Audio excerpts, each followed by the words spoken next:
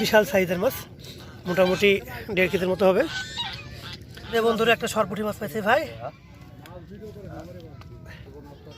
এই যে বন্ধুরা এখানে একটা। আসসালামু আলাইকুম বন্ধুরা, আজকে আমি আসছি পদ্মা নদীতে। পদ্মা নদী পশ্চিমপাড়া টাঙ্গন, সামনে যথেষ্ট পরিমাণ শিকারি আছে। এখন দেখি এদের কী অবস্থা, আমাকে কেমন মাছ পেলে আপনাদেরকে দেখাচ্ছি। হ্যাঁ চাচা তাকান, কী অবস্থা, মাছ কোনা পাইছেন?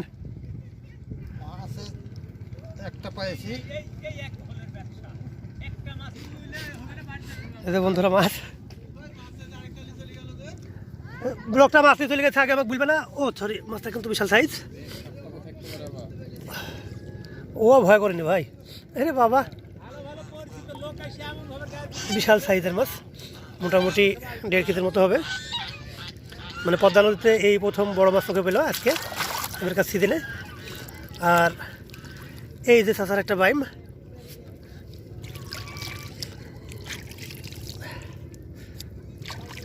হ্যাঁ ভাইরা, এই যে আমার ভাইরা খুব খেপিছে আমার পর, বলছে আমি লাগে লোকজন বেশিটা কিলে আসি। এখন খুব খাটছে ভাইরা, একটা মাছ পাইছে, মাছটা আপনাদেরকে দেখাই।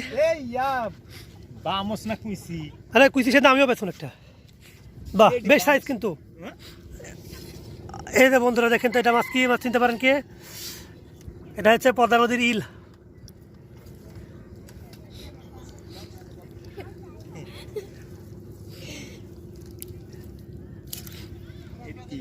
মাছ কেমন লইল?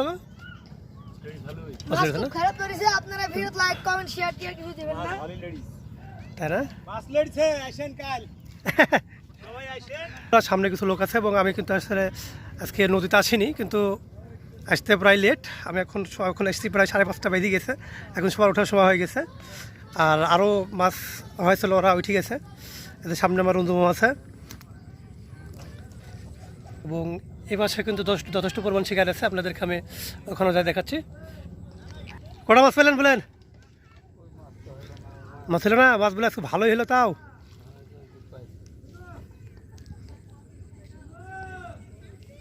ভাই আপনার বাসা কোথায়? নগরপাড়া বলতে? আচ্ছা, এই যে বন্ধুরা আমার সুপি ভাই, এটা আমাদের একটা বড় ভাই। ভাই আপনি মাছ মারতে এসেছেন না দেখতে এসেছেন? আচ্ছা, কি দেখলেন তাই বলেন? ও আচ্ছা, খালি পাশেই দেখছেন?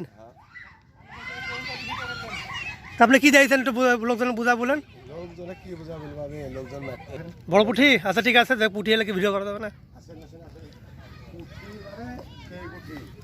সরপুঁটি হচ্ছে তো, সরপুঁটি আমি ওবার বেলা করা পেয়েছি।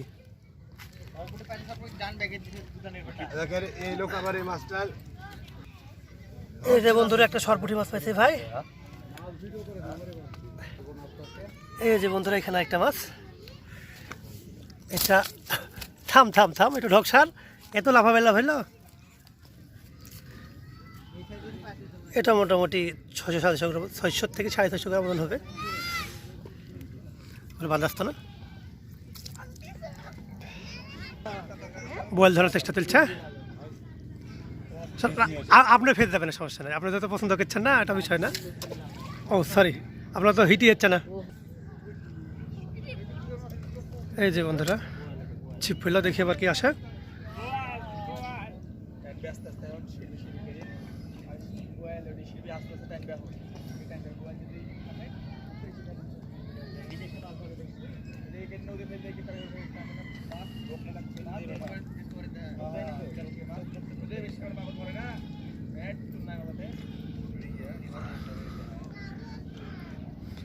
আসলে এটা হচ্ছে পদ্মা নদী। পদ্মা নদীতে এইভাবে মাছটা হওয়া প্রায় অসম্ভব, কারণ এখানে তো আসলে আপনার বিদেশিদের মতন এত অ্যাভেলেবল মাছ থাকে না, এদের ছিপ হইল, যে কারণে পদ্মা নদীতে এত ওইভাবে মাছটা হওয়াটা প্রায় অসম্ভব।